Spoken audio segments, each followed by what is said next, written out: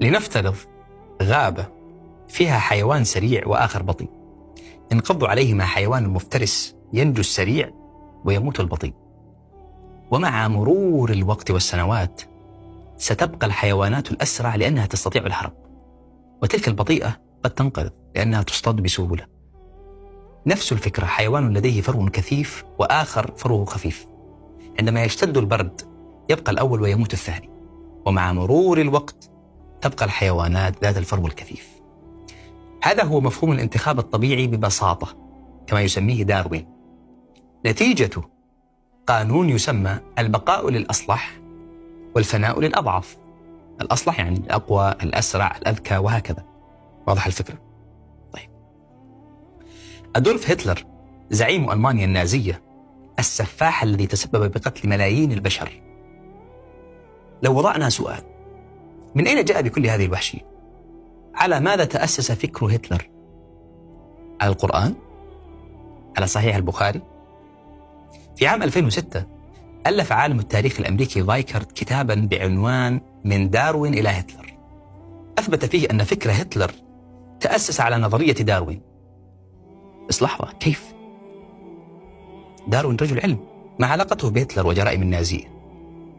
طيب، يقول داروين في رؤيته عن الأخلاق أن الإنسان الذي لا يؤمن بالله يستطيع أن يتخذ قانونا لحياته فقط باتباع النداءات الداخلية التي يشعر أنها الأفضل. إحساسك، إذا حسيت داخلك أن الشخص اللي أمامك من الأفضل أن يموت، خلاص راح فيها المسكين بكل بساطة. طيب، ممكن حد ثاني يقول يا أخي هذه جريمة. هنا يقول لك الأخلاق نسبية، ما تراه جريمة غيرك يراه فضيلة، عادي يعني. لا يوجد قانون أخلاقي ثابت يقر به الجميع، هكذا يقول الداروينيون. ونتيجة لهذه النظرية فقد كان النازيون ينظرون إلى جرائمهم على أنها فضائل عظيمة، بل إنقاذ للبشرية. طيب، ممكن حد يقول لك أوكي، بس ما شفت ارتباط صريح بين هتلر وداروين. في كتابه الشهير كفاحي يضع هتلر بوضوح عدد من الأفكار التطورية: البقاء للأصلح، الإبادة للأضعف، وذلك لإنتاج مجتمع أفضل. هتلر كان مؤمنا راسخا بالتطور ومبشرا به، كما يقول المؤرخ هيكمان. كان تلميذا وفيا لأستاذه داروين، مثال عملي تطبيقي لهذه النظرية. رأى أن الجنس الآري الأشقر ذو العيون الزرقاء هم الأفضل، وبالتالي البقاء لهم والهلاك لمن دونهم. ذوي الإعاقة من الكبار والصغار حتى الرضع كانوا يوضعون في غرف الغاز ويتم التخلص منهم. قتل هتلر نحو 20 مليون من البشر خلال سنوات قليلة. فهمت العلاقة؟ من ثمار نظرية التطور أنها تسوغ للعنصرية والوحشية، بل أنها تمنح الاستعمار مشروعية أخلاقية. كيف؟ الأوروبيون رأوا أنفسهم جنس متطور، وبقية البشر أجناس متخلفة ووحشية، وفقا لهذه النظرية ومبدأ البقاء للأصلح.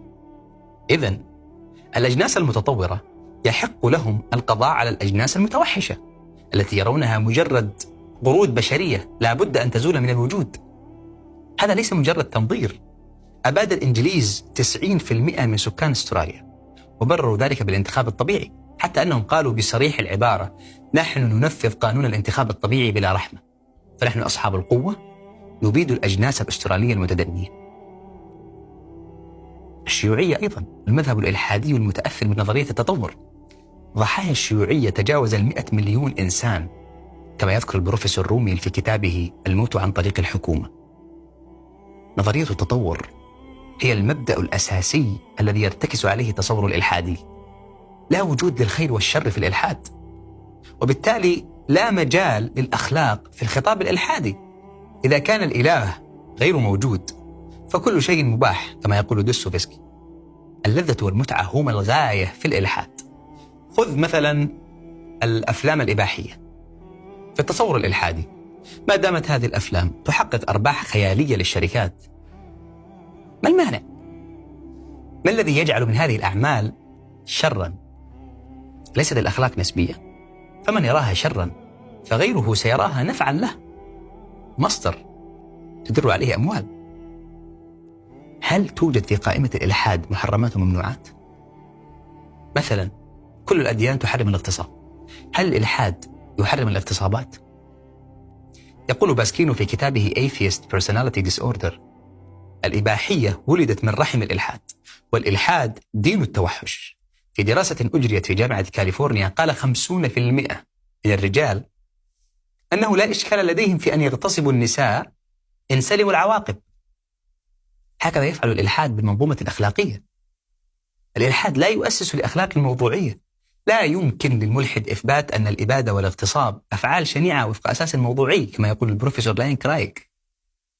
صحيح قد يستنكر الملحد هذه الأفعال، ولكنه يحجز عن إثبات ذلك موضوعيا. الإلحاد قريب من العدمية والنسبية الأخلاقية، كونه يستند على نظرية التطور والانتخاب الطبيعي.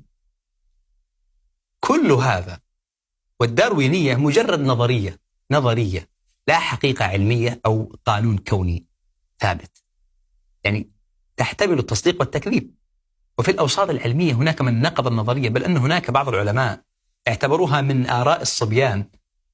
لكن السؤال: لماذا يصر الملحد على اعتبارها حقيقة علمية مثبتة يدافع عنها؟ ببساطة لأنها تنقذه من سؤال الخلق. الملحد بدونها في مأزق، لا يستطيع تفسير كيف جاء الإنسان الأول، لكنه في حقيقة الأمر كالغريق الذي يتمسك بقشة. يحرم ديننا الحنيف العنصرية، ويحرم الفخر والاستعلاء، ويرسخ أن الناس سواسية، فلا أجناس متطورة ولا أجناس متدنية، ولا يحق لأحد في الإسلام أن يظلم أو يعتدي دون وجه حق.